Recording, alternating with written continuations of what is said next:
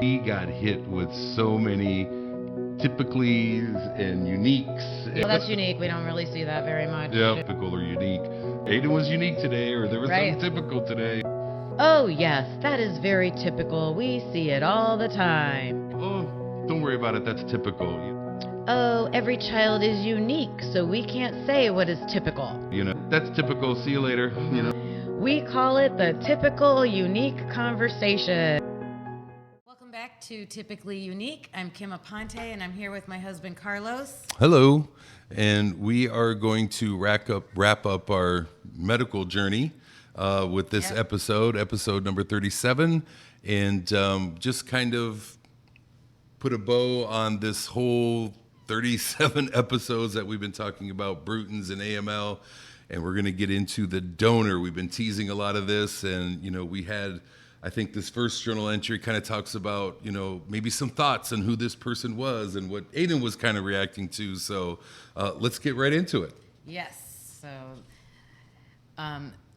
this was 2 years post-transplant on April 9th, 2014.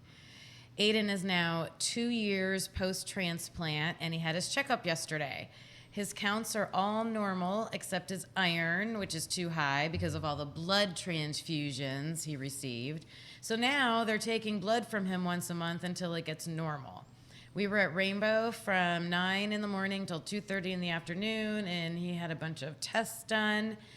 And we missed Dr. Green so much. It was the first appointment without her, and Aiden even mentioned missing her. Rainbow is in the process of hiring new transplant doctors, and they have big shoes to fill. Mm-hmm. Aiden has been feeling really well and is learning to drive. He has been very interested in Germany lately and says he wants to live there someday. I think it would be something if his donor ends up being from Germany. I had this feeling until yesterday that the donor wouldn't want to meet with us, and I don't know why. I think I was in such a fog during the whole journey that it took me until now to go back and read some journal entries to realize that every time that donor had a chance to get out of it, we were told he wants to do it. The doctor wrote a special letter explaining the circumstances so the donor could do it. That had to be for some kind of special job. We are thinking military, and the donor originally said he could do it April 14th, and we needed it sooner. The doctors changed the donation to peripheral blood, where you just get poked in the arm instead of drilled in the hip bone, and that sealed the deal. This person had something to do and couldn't be in pain or sore from the procedure. They put limits on activity and lifting after the hip bone one, so that is why we think military or something. Something they had to get back to that's important. After reading these entries last night, I felt like, of course he's going to want to meet us. He wanted to do this and went through a lot of changes and hassles to do it. He knew they couldn't get Aiden in remission, and it backed things up, and he hung in there. So I signed the paper yesterday to give our contact information, and now we just wait. I'll have to ask some of my friends that met their donors how that happened because they didn't tell me anything. I will just wait and see what happens. So the kids are living high school life, school, homework, hanging out with friends, learning to drive, going to games, and we're waiting for a fun summer at Aponte Island. And I just said, I'll let everybody know if I hear about the donor. It's so interesting. There's a couple things. First of all, Aiden with the Germany thing, Oh. I think you tell that a little bit better than I do, but He, all of a sudden, out of the blue, and just got this interest in Germany. And he was reading about it and learning how to write the numbers in their language, just, basics about their language. And it was odd that that was the topic, but he would come up with different obsessions, things that he would get really into over periods of time. So part of us were like, why Germany? And then, okay, it's another thing that he's interested in. But it was when you're trying to think of what country was the donor from, we were like, ooh. But he took it to another level. I mean, he had obsessions in the past, like Kim talks about, but this one was really specific. Like, he wanted to learn the language. He wrote down the numbers. He was actually audibly saying German words. He even looked up Germany and tried to find places that he would want to visit or live. It was just a weird, a little bit extra about Germany that was kind of caught us off guard. And again, just another one of maybe Aiden's obsessions, and maybe this too will pass. But during that time, he had an affinity for Germany. Yeah, and we're going to come back to that in our next journal entry in a minute. But I mentioned in that journal how Dr. Green was not at that appointment. And we had said in previous episodes that she came in at the time that we needed her. She was, another one of our angels that, we feel like she was the reason, and she came in and had a plan, and she made this happen. And well, because she came in and it was everybody else was saying no, and she came in with this different type of bone marrow transplant preparation for bone marrow that people at Rainbow had not done. She had 2 successful transplants in Iowa, I believe, or somewhere else, and came in and said, I've done this before, I think we can do something here, where everybody else was like, Aiden's had about enough, right? There's just too much poison we've been putting in his body. He can't take much more. And she came in and gave us hope. So, yeah. And was only there for a year and a half, and then she transferred to another hospital. So just the timing was perfect. But going to that first appointment without her was so sad. And, Kim mentioned the heroes too. And I guess I want to reiterate, because this is kind of our last, episode. I really want to reiterate some of those heroes. Dr. Green was absolutely one of those people who swooped in at the right time, came in, life-saving procedures that she had kind of perfected, swooped out afterwards. We kind of kept in touch with her a little bit, and we still follow her on Facebook, because she's had great successes, and deservedly so. But I also want to talk about some of those other heroes that showed up during this, like that patient care assistant that showed up one night when Aiden was having the mother of all nosebleeds, and the nurses and everybody really couldn't do anything to stop the nosebleed. It was our first one. It was total bloodbath, and this PCA shows up at 2 a.m, gets everything stopped, and then we never see her again. It's just amazing how, and there's some in some upcoming episodes where other, heroes, angels, show up and do these sorts of things at the right time when we're sometimes at our lowest. I was frantic. We were like, what are we going to do with Aiden? Because there's no hope. We have mental health issues that we're going to be talking about in the future, where somebody came in and gave us some of the best advice, took us down a very tough path, but it actually got some help that we needed. And we want to celebrate those heroes. And one of the main ones is this donor, right? This person came into our lives and saved our son's life. So I think the next journal entry, we kind of find out who this is. Yep. This one is titled, We Found Our Hero. And this is May 6th, 2014. Aiden is 2 years and 2 months from transplant. And today is the day we got the contact information about the donor. We were at Rainbow getting his treatment, and the doctor asked if she could get me anything. And I said, yes, actually. Could you get me the number for the Be the Match nurse? Because I want to find out what is going on with that, meaning the donor. She left to go get it and came back and said, our nurse sent you the contact information in an email on April 17th, but she just resent it to you. You are free to contact the donor. I was in shock. I couldn't believe I didn't get the email, and I had it for all this time. I took Aiden out to lunch for making it through the day, and as soon as I got home, I looked for the email and clicked on the attachment. A one-page form popped open with strange words on it and a name that was spelled a little differently and an address that didn't look familiar. And then, bam, the word Germany. Can you believe that? Oh, my goodness. I about fell off my seat and started crying and saying, oh my God, over and over again, and practically hyperventilating at the pure miracle of it all. I immediately called Carlos and was crying hysterically and said, I'm freaking out, but it's a good freaking out. And then I told him what had just happened. He raced home, and while I was waiting for him, I told Aiden. Aiden was amazed too, and he is just more quiet to take things in and ponder them in his mind. He is asking me little questions here and there.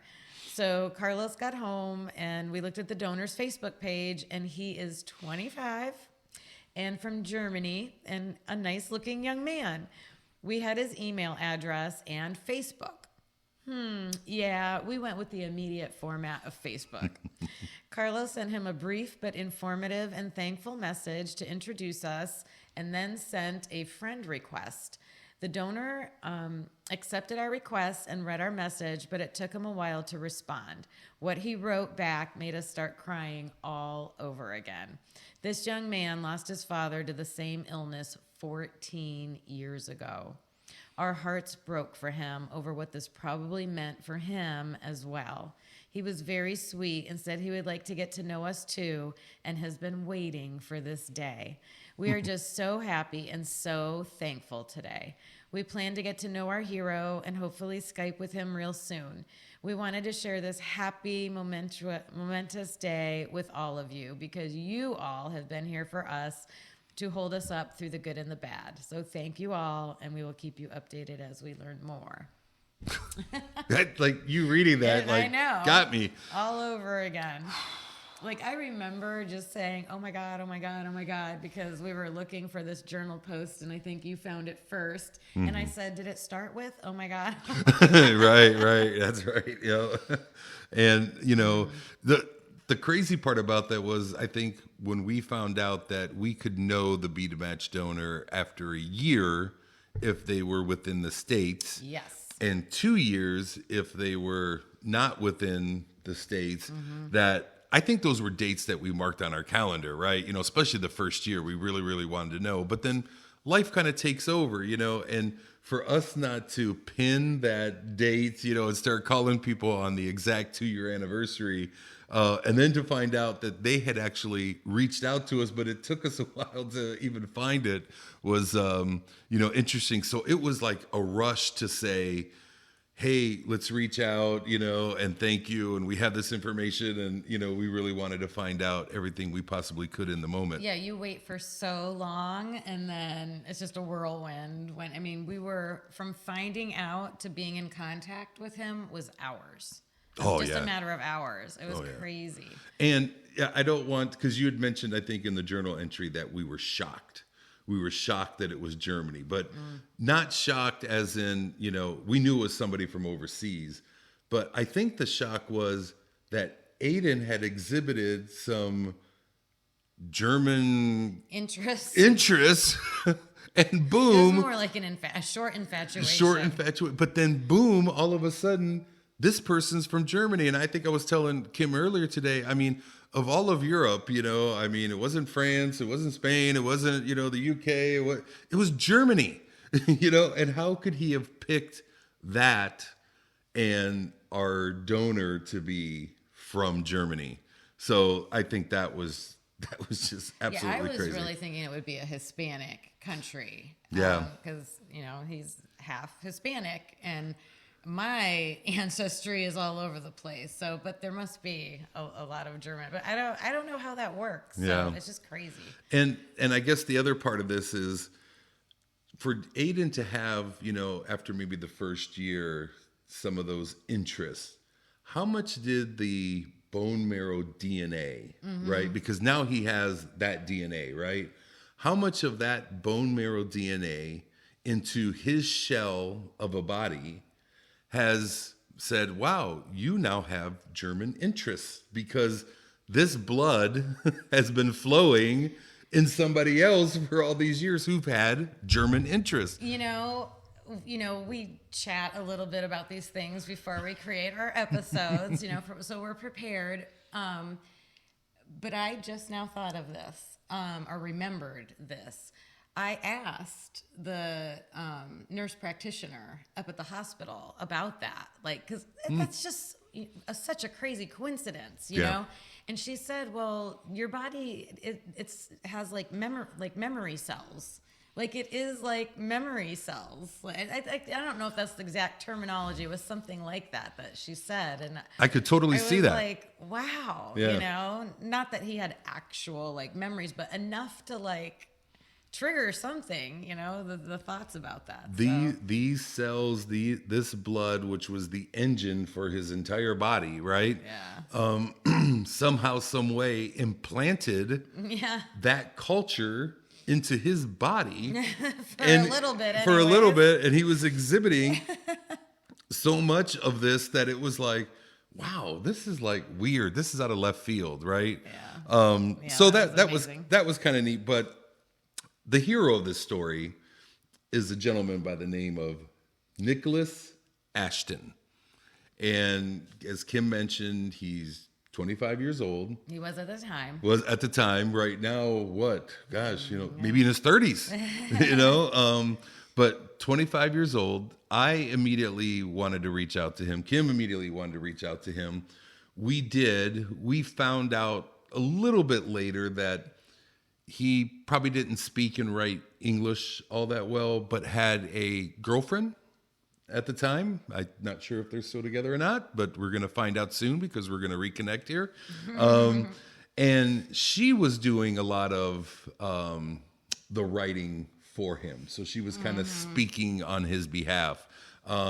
So he wasn't real, he didn't communicate with us a lot, probably because of the language barrier, and, we wrote text like this.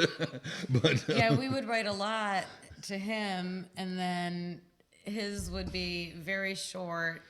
That first one was very short, and then all of a sudden, his girl, this girl pops in, and we're like, who's this? And then she explained, so we went back and forth with her mostly, but he was right there, right by her side. So I have one message that I sent him on May 6th.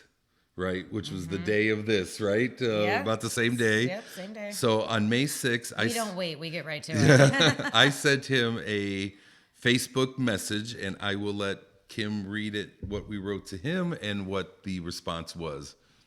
So Carlos wrote, Nicholas, hello, my name is Carlos Aponte, and my son Aiden received your bone marrow donation 2 years ago. He is 2 years post-transplant and doing fine. Today, Aiden is a sophomore in high school and earning excellent grades in school. 2.5 years ago, he was given a 15% chance to live. We have come a long way since then, thanks to you. My family and I would like to learn more about you, if that is okay with you. Sincerely and humbled, and I put Carlos and family. And then his response was that I was very excited to read your message. I and my family are very happy to read these wonderful news. Remember, he's speaking a different language. Yeah. Since the day I received my bone marrow donation, I'm looking forward for news like this. So they were waiting just as much as we were waiting, which was so nice to hear.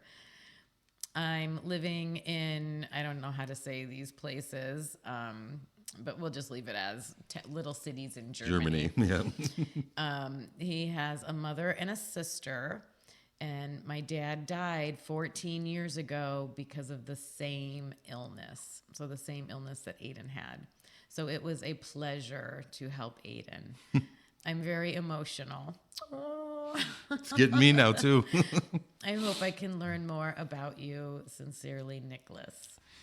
So, I mean, when we read that, we knew, wow, how much it meant to him too, you know, so special. And so we spent a little time, reaching out to Nicholas. We sent him some American gifts. We I think I was racing at the time, so we sent him all of our racing gear.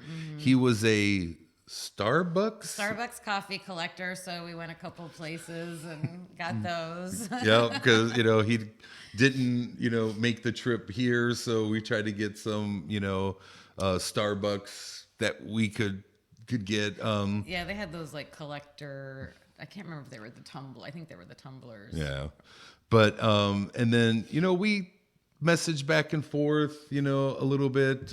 Kim was messaging his girlfriend at the time, and every time on Facebook we would write a little something. We sent him some videos of the transplant that we showed all of you. We sent those.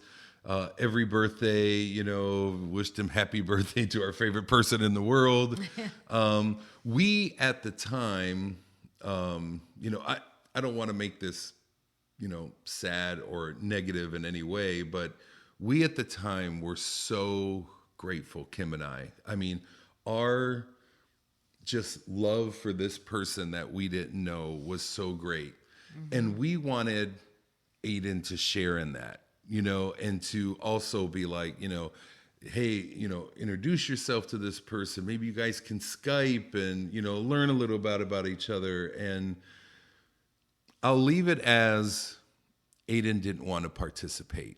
And I don't know the reason. I've tried to have those conversations with him. We haven't really got to the bottom of why he felt that way. I don't understand why. All of his interests in Germany, learning German and wanting to visit and all that, he didn't do anymore. Yeah, that faded away. So, that's that's where he was with that. And I watched a video the other day about just let them be. And so that's what you have to do. We can't put our hopes and wishes on that, but we were excited and we were appreciative. So, and I didn't want Nicholas, looking outside. I understand our family dynamic, and we're going to talk a lot more about that coming up. I understood our family dynamic, but I didn't want Nicholas to think that what he did wasn't appreciated 1,000-fold by Kim and I. And sorry that, Aiden didn't want to make that connection, but we wanted to express to Nicholas how much we cared and how much we appreciated. And shame on me that I didn't keep that connection with Nicholas. I have to say, I probably haven't reached out to him in 3 to 5 years. Yeah, it's been a while. The communication, kind of faded away, but we're still there connected on social media, so we can pick that back up. So with understanding that, I want to publicly apologize to him because I think he deserved more. We should have provided more. I think he wanted more information and a little bit more understanding. I have made a commitment to myself, and Kim and I talked about this during our prep for this episode, that we want to reach out, again, make that connection, not for Aiden, for us, because this person saved our son's life, and he is our hero. And everything that happened after Aiden survived was a gift. And he's the person who wrapped that gift and put a bow on top and gave it and handed it to us under probably a lot of stress and peril and understanding that his father passed away, those feelings again. I can't imagine what he went through, and we should have inquired. We should have had more conversations with him and to better understand. So it is my mission to make that connection. We're going to send him this episode, and we're going to reach out in some way, hopefully on Teams or Skype or whatever, Zoom, whatever there is out there, and try to make that connection and thoroughly thank him and let him ask any questions that he has. And I'm sure that we have a ton of questions because we're podcasters and we like to know things. But he's our hero. I appreciate him. And thank you, Nicholas Ashton. Yes. So this episode was in honor of Nicholas. And we're going to end this with a video showing Aiden and where this all started. And it also highlights one of our heroes that came in during a crucial time and helped us out too. So enjoy that, and we will see you back here on our next episode. Bye. My name is Carlos Aponte, and I believe in miracles. Every holiday for the first 4.5 years of his life, he was sick. One day I just noticed he was gray looking. So I just brought him to the doctor again, and they did blood tests, and all his counts were extremely low. They were suspecting leukemia. Our local doctor said, well, where do you want to go? My wife, without hesitation, said, we want to go to Rainbow. They probably ran every single test that you could possibly run to try to narrow this thing down. It's called X-linked A-gamma globulinemia. It's an immune disorder, and Aiden does not produce B cells. And that's about, half of his immune system. Dr. Berger said it doesn't mean that he is going to be a boy in the bubble. He just explained that, he does have to have these treatments. It will be for the rest of his life. It's called gamma globulin, and it's an IV treatment that he gets. And he started off every 2 weeks. And then, as the counts came back up, then they could, we go to about every 3 or 4 weeks now. We don't know where we'd be if we didn't have that diagnosis from them at that time.